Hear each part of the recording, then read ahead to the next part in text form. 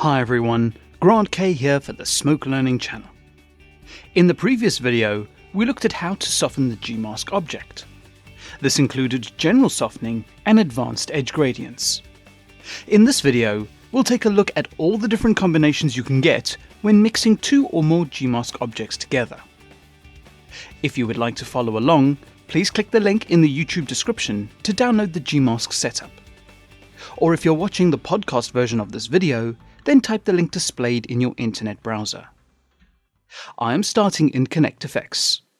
I have a color frame node set to black, and it's connected to a brand new Gmask node that outputs to the CFX output node.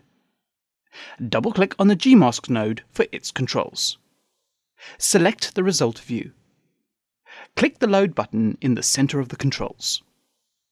In the file browser, set the pull-down menu to replace, and navigate to the setup that you downloaded to follow along. Click the setup file and confirm the replace warning. So here we have a setup in the Gmask node where we have multiple Gmask objects.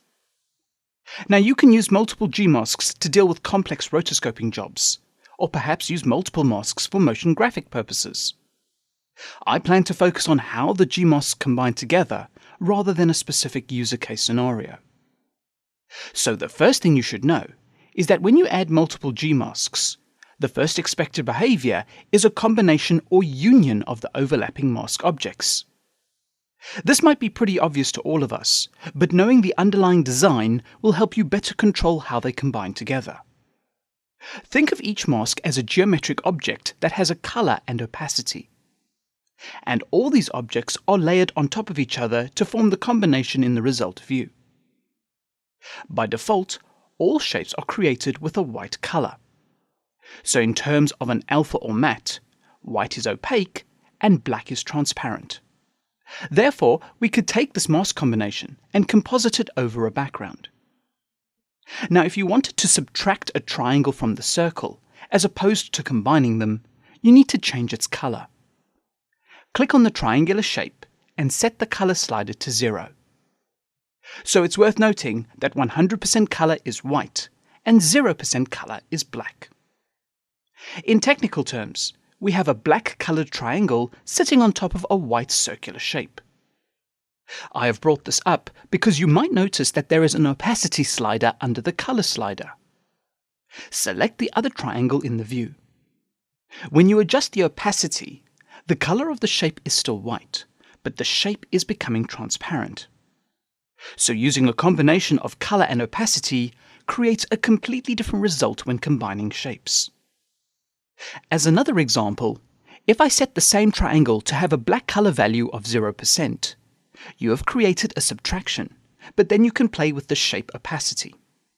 This definitely has its usefulness creating motion graphics, as well as semi-transparent regions when compositing. For example, you might not want a rotoscoped window to be completely transparent. The choice is up to you, but now you know the option is there. Now let's look at the layer order of the mask objects. In order to make this clear, set the color of both triangles to 50 and make them totally opaque. The Gmask tool follows a top-down layer order. The triangles are sitting above the circle in the layering order. The order of the Gmask objects is initially based on their order of creation. The circle was made first, followed by each of the triangles.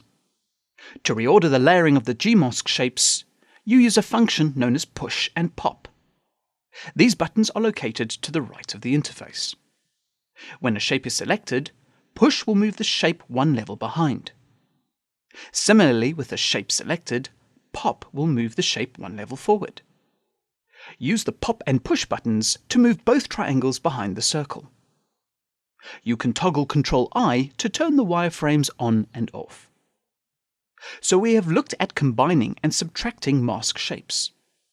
And using a combination of push and pop with shape color and opacity, there is quite a lot of control when it comes to blending these shapes. Set all the shapes back to white. The last shape combination I will show you is called intersection. This is when the overlapping shapes are white and opaque, and everything else is black and transparent in the alpha. As before, we use a combination of shape color, but we will also use the outside button. As a reminder, the outside button is the equivalent of invert. Now the first tip is to make sure that your largest shape is at the top of the layer order. In this case, you can use the pop button to bring the circle to the top of the Gmask objects. The inside of the circle is currently opaque, and the outside of the circle is transparent. Click the outside button to invert the circle shape. So the circular Gmask is now transparent on the inside. That is why we see the tips of the triangles. Everything on the outside of the circle is now occluded with a white color. Now set the circle color to black. In the context of an output matte or alpha, all Gmask objects are only visible when intersecting with the circle shape. Anything on the outside of the circle is black, therefore the output result is transparent in those areas. I urge you to experiment with the different mask settings and combinations, and you should be able to achieve the masking results you are after. Coming soon in the next video, we'll take a look at the two types of animation with Gmask objects. Comments, feedback and suggestions are always welcome and appreciated. Thank you for watching, and please subscribe to the Smoke Learning channel for future videos.